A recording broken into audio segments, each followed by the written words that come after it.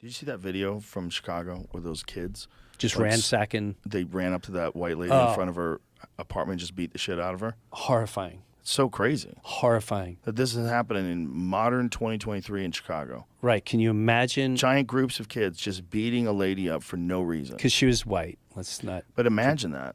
She's a white girl. Yeah. And in the front of look on her house. face, she probably has Sheer never even terror. seen a fight, let Right. alone been in a fight. Sheer complete terror. And they Beyond just beat and the fuck out of her. There's all hands of all different angles just beating you. And what is it? At the end of the day, what sparked it?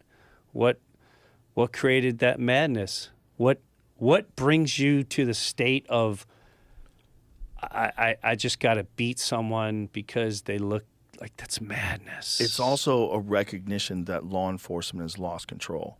Like the fact that they can do that and they think they can do that as little kids. There's like young teenagers doing this, smashing windows and meeting up in groups of hundreds. Like, what do they do? Are they organizing on social media? Like, what are they doing? For Is sure. that what they're doing? Yeah. It's happening in lots of places. And how is no one stopping that? How's no one stopping it? You don't see the organizing on social media? Yeah, it's crazy. With everything that's seen on your phone, they don't see certain things. Yeah, how do you not see that? Come on, man. But I don't think the way the policing is in this country, the way the people have lost respect for law enforcement, it's all that defund the police shit has real consequences, and that's one of them. You're seeing it right there. It's so spooky, man. It's so spooky how quickly things can like deteriorate. Well, they also dehumanize everything. When you're a police officer, what you don't realize is most of the times those cops are the first one to see your dead child. Yeah. And you know the trauma that brings? Yeah. Like if you got kids at home and you became an officer because you grew up in a nowhere out situation, or maybe your parents got divorced or whatever, and the only way that you know to survive is you get a pension and blah, blah, blah, and try to take the test. You take a test. You know, most people think cops are just, the guys that are most of the things they're showing up to is watching people maimed and killed and fighting and beating women. I mean, the most horror for so many people in the fire department, police, you show up and like, yeah, the kid's dead in the back. You want to call the mom? You know what kind of, like, that's the side that no one will ever talk about. And that's the side, you just show a clip that happened at one particular incident, and then the demons, we call it news media, the monsters, the creators of pure evil and violence and mind control and emotion control, spit out, and then boom, they hit the nerve, knowing they can manipulate and control and spread violence. And it's also activists wanted to say that the problem was cops are showing up, law enforcement, for things that should just involve counselors, and that these cops are not qualified to do that, so they're going to defund that aspect of the police. The problem is just that narrative alone devalues the police. It's like you put this thing out there that we need to stop funding the police. The police are the problem. No, the crime is the fucking problem. And the problem is no one does a damn thing to prevent long-term crime by enriching communities, by going into these places. Instead of spending $40 billion to fight this fucking proxy war with Ukraine and Russia, instead of doing that, what about fixing these fucking cities that have been economically disenfranchised since who the fuck knows when? That's right. Like, just decade upon decade upon decade of the same kinds of crime in the same neighborhoods, and you expect people to come out of that and pull themselves up by their bootstraps. It's fucking ridiculous. Bro, I remember the early 90s.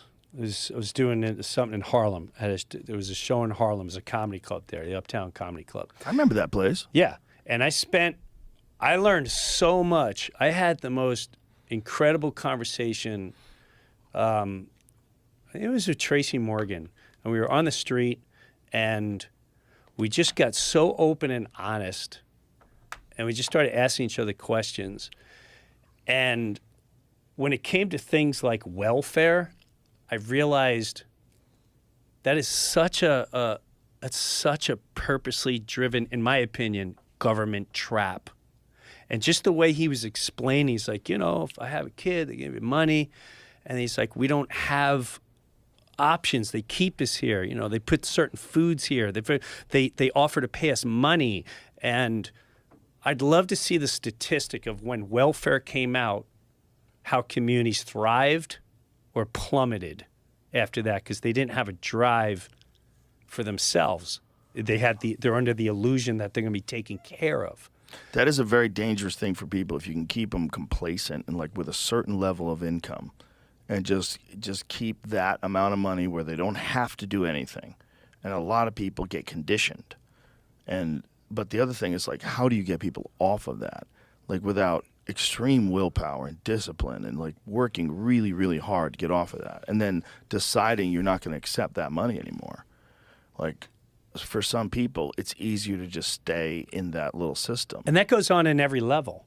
Yeah. That goes on every level. When every finance level you hit, you kind of, I mean, it gets easier at the more finances, but It gets a lot easier. it gets a lot easier. It's a lot easier. Yes, but yes. the thing about it is that it's human nature, but B, there's a lack of hope.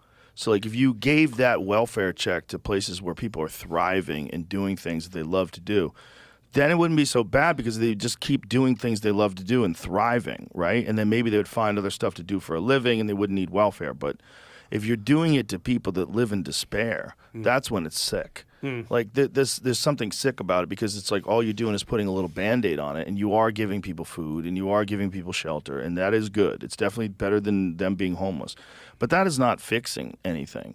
And the only way to fix it is to give people hope. And you can't have any hope when you live in a community where like everything's fucked, where like everyone's drugs run rampant, violence, cigarettes, gangs, liquor store, everything runs rampant. Yeah, and that's the real problem. The real problem is people have a lack of hope, lack of positive role models. Everybody that you know is either involved in crime or the victim of crime or avoiding crime, or it's like you're just dealing with constant violence and crime.